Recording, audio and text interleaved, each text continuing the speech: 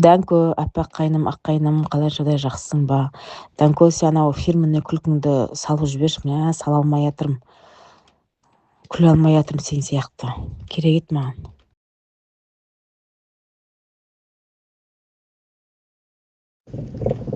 Қалайсыңдар Гүлжан, жақсысыңдар?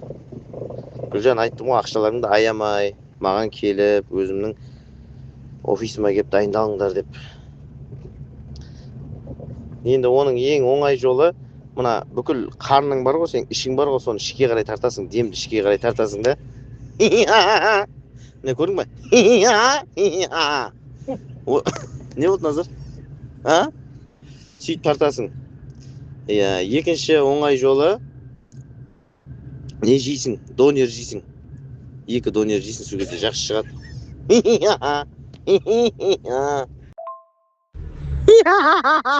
Осылай ма? Ту, Гүлжан, сен тез алып кетіп жатсың. Жай алсай, жай ал. Міне. Мынау грубый тұр ғой, мысалға, иә? Соны жіңішке қылып айтасың.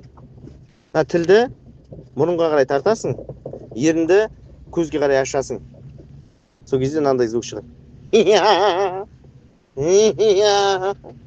Бір жерің ауырып тұрған сияқты болып елестетсе, деп жылаған сияқты түрмен келтіресің, короче. Жақсы. Хабарласамыз.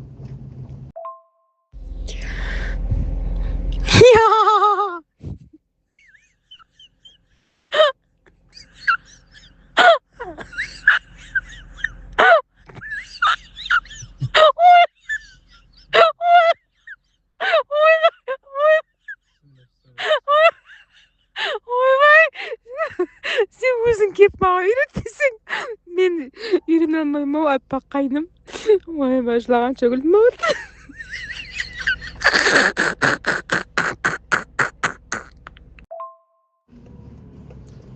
Мына күлкің ужас күлкі сенің, Гүлжан.